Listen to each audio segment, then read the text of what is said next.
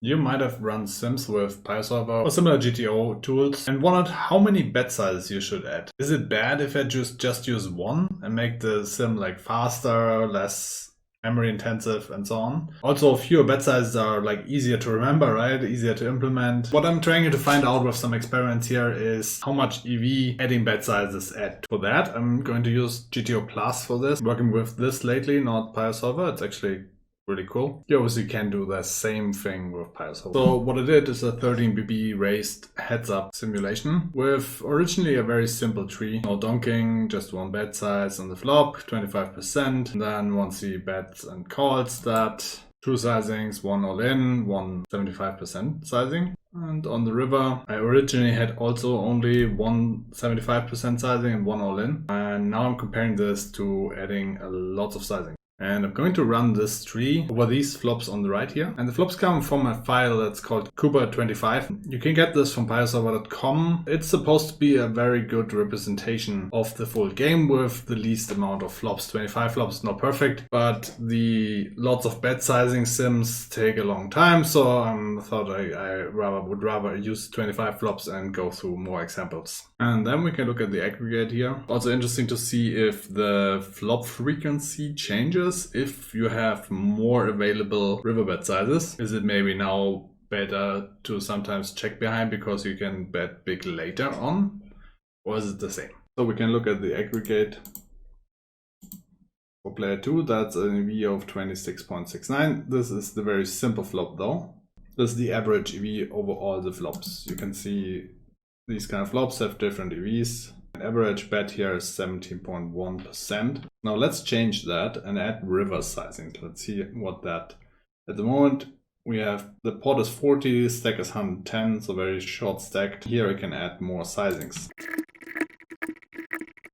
giving him all the options in the world. So this is after flop bet and check back turn. Then we got the check check part of the tree. Goes check check. If it goes bet call, check check, another check. Pot is 60, stacks 110, so we can add some more bet sizes. Going to add 25%, 50%, 75%, 100%, and maybe some overbets and one all in. So that's after the turn goes check check. But if the flop goes check check and the turn gets checked as well,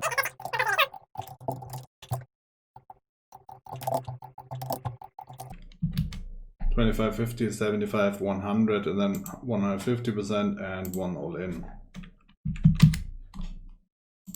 for 275%. To clear the database, re-import the flops, and run the server again. I wish I could be you. Here are the results.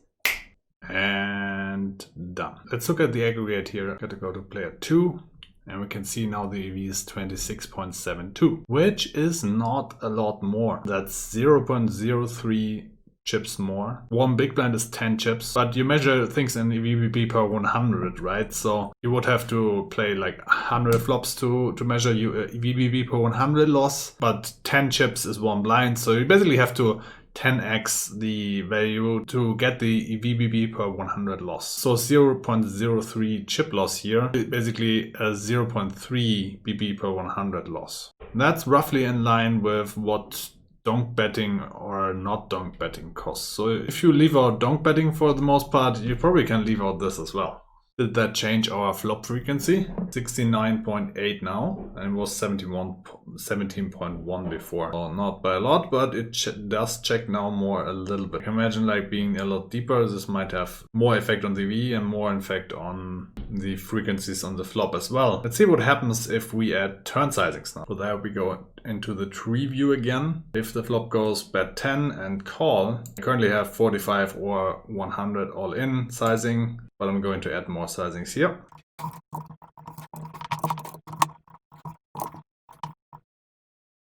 But if on the flop it doesn't go bet but check, then we have some more options on the turn.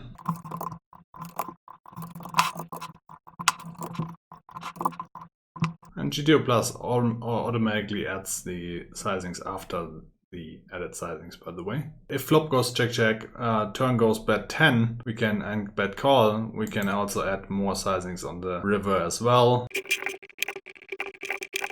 Goes back bet 20 and call. And we only have one pot left. I'm gonna add one all-in sizing here. Let's see what happens now to the EV before we go on to the flop sizing. Again, this will take now even longer, but not for you. Here we go. 3 hours later.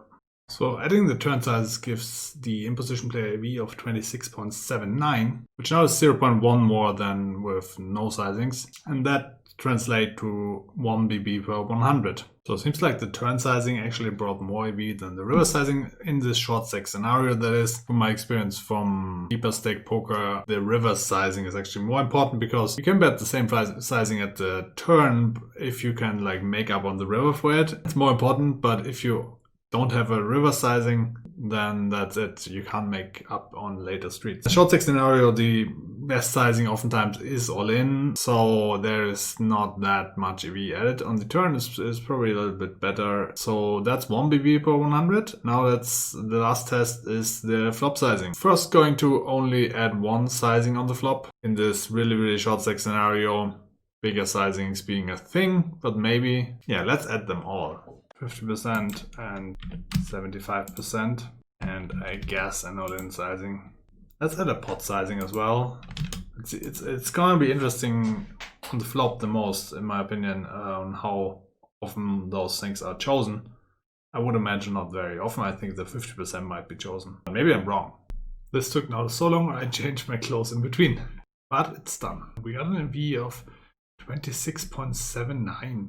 Which didn't change anything at all. And that's because with this stack size, the 25% is chosen pretty much all of the time. Barely even have half pot sizings.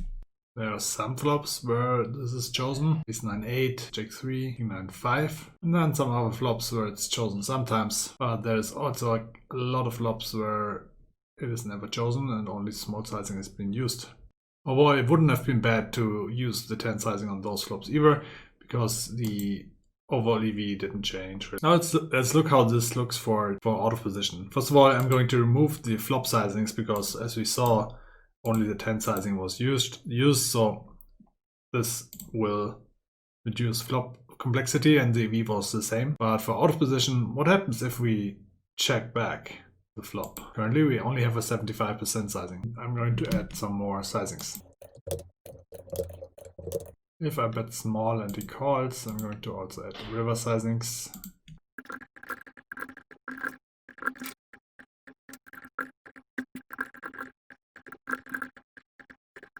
If this goes check, check, so checking down to river, I'm going to add lots of sizings.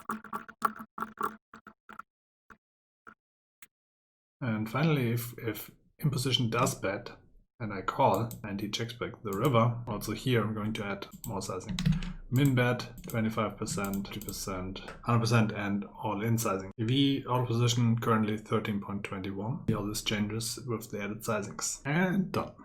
So now we have 13.42, which is a lot more than it was in position. So apparently it might be more important to have the out of position sizings than the in position. So that's 2 BB per 100, 2.1. And it does change the betting frequency here. Now in position bets 73.1% of the time, which is 3% more, because it's not that great to check back if out of position has not only one sizing, but a lot of them. The check back line becomes less profitable, the bet line more, gets bet 3% more of the time. If we look at one of the flops, let's take Jack 6-4.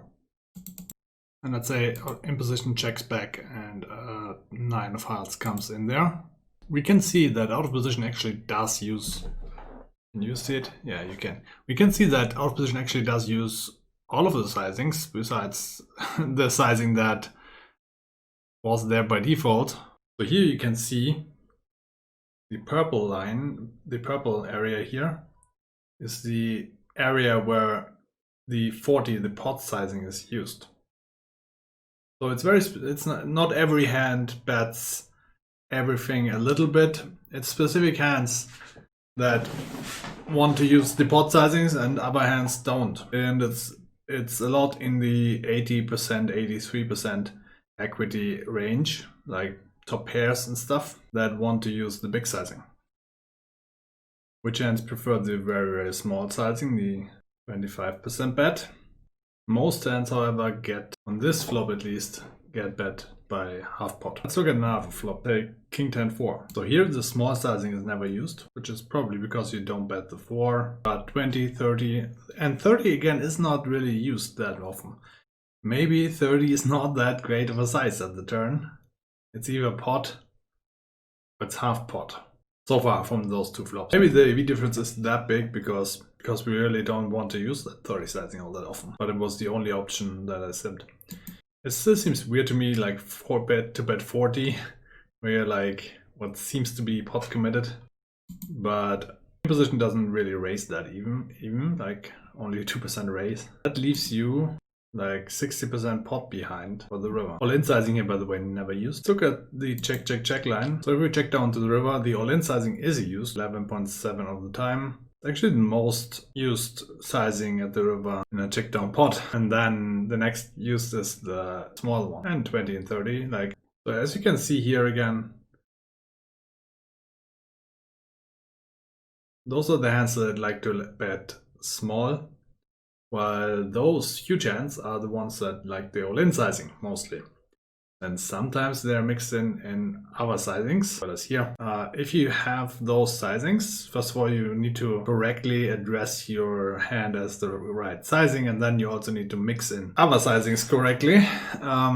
So it's hard to do that perfectly. It opens the door to be exploited. Even if you try to do it balanced, you probably aren't if you use a different sizing for every hand, kind of. But 2BB per 100 is quite a bit. That said, GTO Plus, you can also try to play against the solution. So what I could try now for out of position is to play my best using only one sizing. Now we have the sim basically with all the sizings, right, for out of position. So I could try to play my best and still use only one of those sizings and see how much mistakes I do here there, and then I can try to use all of the sizings, and maybe I get even more wrong because I'm not playing this perfectly. And maybe it is better to only concentrate on using one sizing and do less mistakes. Maybe it isn't. I'm going to do a little test, small sample size though. I'm going to play 20 hands each, 20 hands of where I use all of the sizings, and 20 hands where I only use 75% or all in on turn and river. So here we have a really big hand, and he checked back the turn.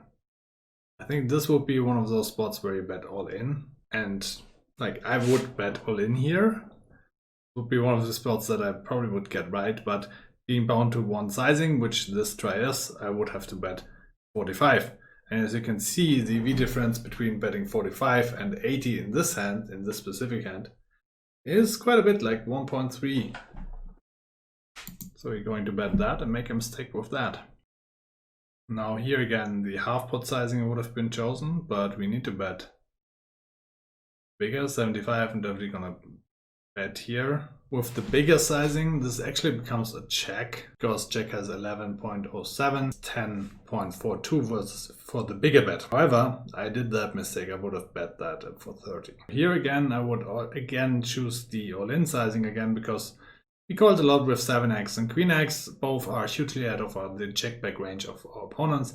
Sometimes we have king high, which is also very high ahead.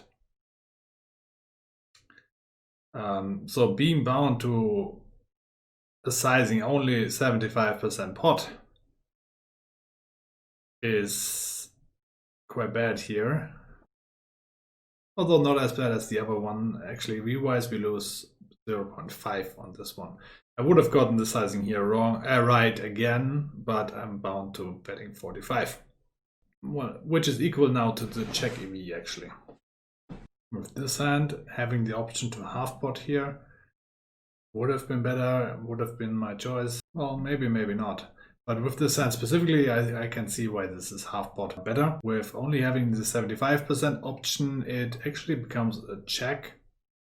I would have bet that though. So I'm doing a mistake. The half pot option would have been a little bit better, but not that big of a deal.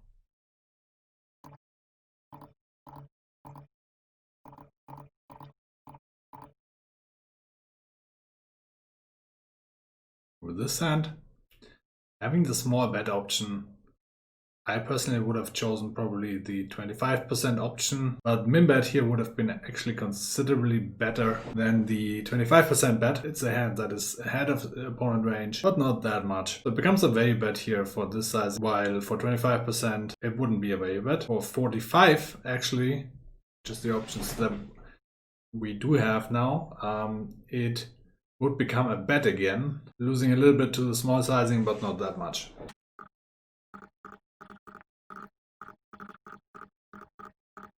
So apparently with this hand, I decide to bet it if I have the 75% option, but actually for the big sizing it becomes really bad and would be rather want to check, but you would have the option to bet it smaller. I'm making a mistake here just because I didn't have the option, and I mean I could have checked. Checking doesn't lose that much to the smaller options. Me as a player, I made the mistake to bet here. So I'm making also a mistake with one sizing as well. Not like I only make mistakes if I have the whole variety of sizing. I'm going to continue that mistake by shoving all in here.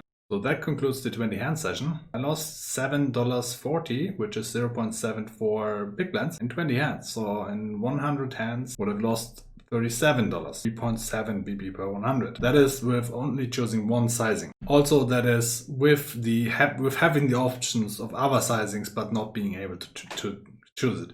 While if I would have played perfectly for the 75% sizing, I would have lost something like 2 BP per, as we saw in the aggregate EV, but I actually lost more with using only one sizing because I'm not perfect and make mistakes. Let's see how many mistakes I make if I can actually choose the sizings myself. Is this gonna make me more mistakes? Maybe bet hands too big that don't want to get big, bet that big, or bet too small?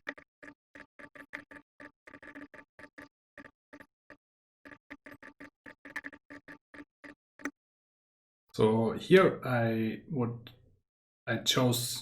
could choose to check because I'm blocking all that stuff, but I would bet all in if I can choose the sizing freely here.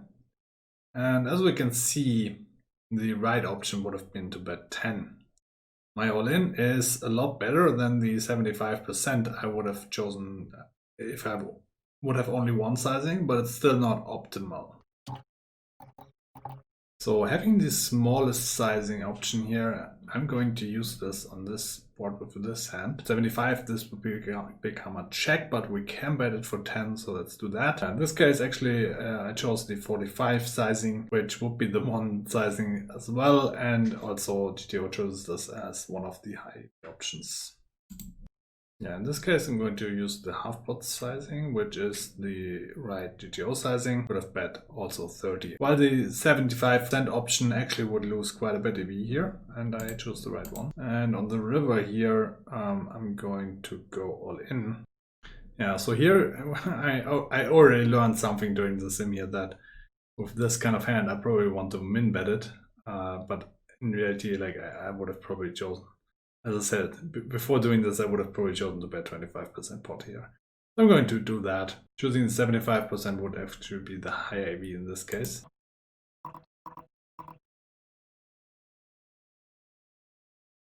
So here I would choose to bet half pot. Checking would have been by far the best option here, 66. And betting 75% pot would have been even better also. So one scenario where it didn't profit me to have the choice of sizings. Would have the 75% sizing, maybe I would have checked, maybe I would have bet. Either way, it would have been more EV.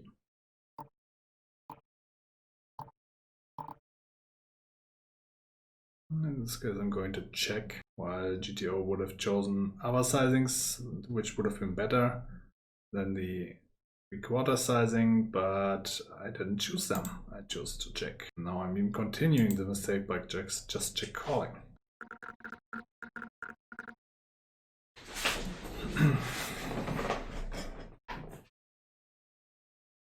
Here we'll bet 25% pot, which is worse than checking and also worse than the 75%. I'm making a mistake by having the choice of sizings. Again, I'm going to bet half pot here, which is better than checking, but not as good as the 3/4 sizings.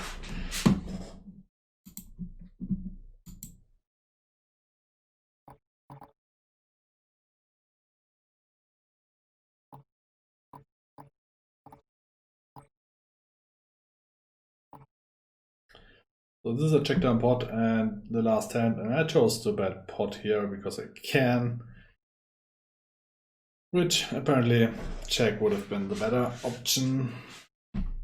3/4, by the way.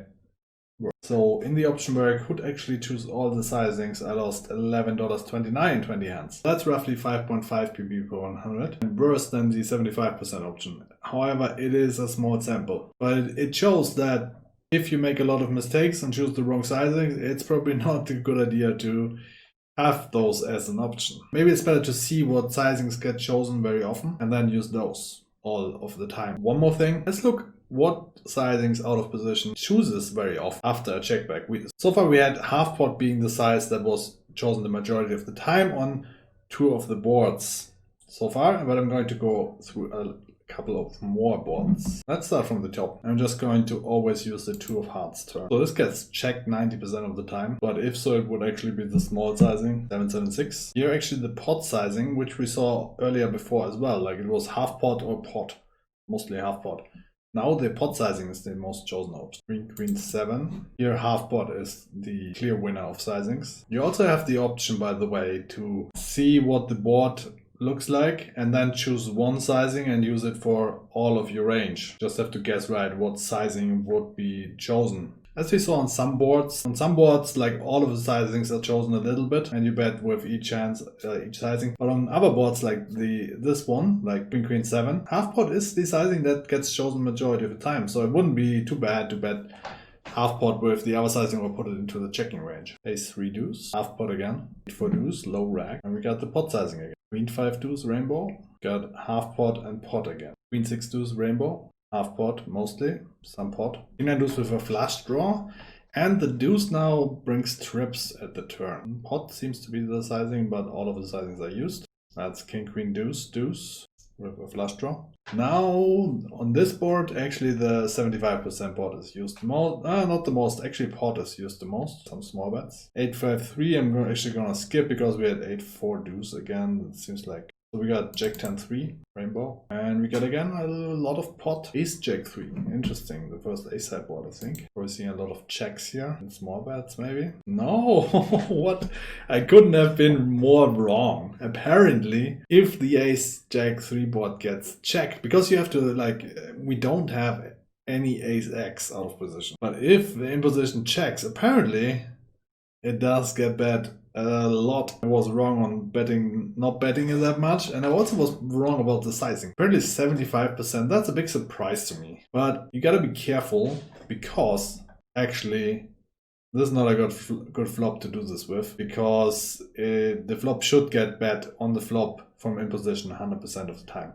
So the solution might actually be wrong if a check appears, because, well, you see there's only those 3 specific hands that sometimes check, and those are like simulation mistakes mostly.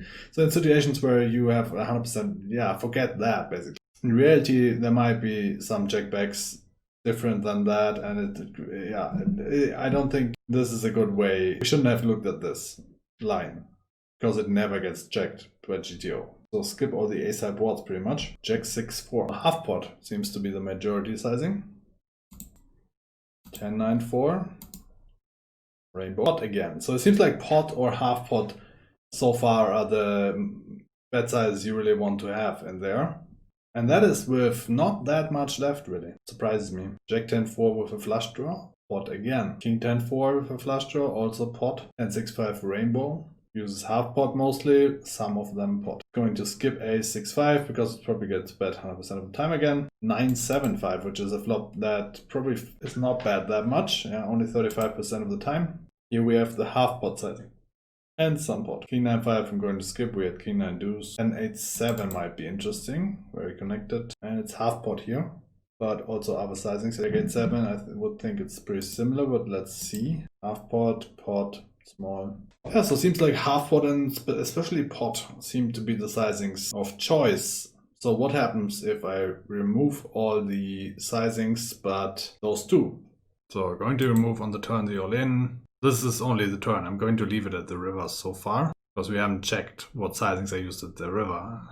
Now with only two sizings at the turn, but being half pot and pot, which are commonly chosen compared to the 75 I had before, it doesn't lose much at all. I think it actually gained, which sometimes happens with unperfect simulations. Sometimes the sizings that don't want to be chosen are chosen a little bit, and therefore it's sometimes better to only have the one sizing you need or the two sizings you need. Now let's remove the half pot sizing. Let's see what happens. Why the half pot? Because the sim goes faster if I remove the half pot than the pot. So done with this. It lost 0.08 compared to having the half pot sizing, but still a lot better than just having the 75% actually. My main takeaway here is, first of all, it's not super bad if you just have one or maybe two sizings on a given street, if it's the right sizings. I think it makes sense to have one or two sizings for a given board and think about that sizing and then change it from board to board and then balance all hands according to that sizing you chose for that given board, but only have one sizing really for each situation, or two maybe. It's also not that bad if you have like one sizing, if it's the right sizing for most boards, like let's say half pot or pot in this situation. It's not that bad if it fits most of the boards. On some boards you would rather have a different sizing, but they don't happen that often, so you don't lose a lot of EV. Makes it easier to play. So my main approach here, I think, would be to think about the sizing for each situation and have one or two sizings to balance your hands with a given street or a given board. And then if I don't see any other specific reason to change the sizing, have one default sizing for that I figured is good for this situation on most of the boards. And if I don't have a specific reason to vary from that sizing, I would rather use this sizing then, where I know I don't lose a lot of EV if I choose this for all flops. In example, for flop bets, you can't go too wrong with a 25% sizing. It's not ideal. On some flops you want to bet pot. On some flops you want to bet half pot, but those are then also oftentimes mixed with a small sizing in addition. So just having the small sizing loses EV, but not a ton on most boards. Most boards it's close to ideal to have just one small sizing. And then on some boards it would be better to have a different sizing on that board. But if you don't know that this board is better to have a bigger sizing on, then just default to the smaller sizing. You know it's good on most of the boards.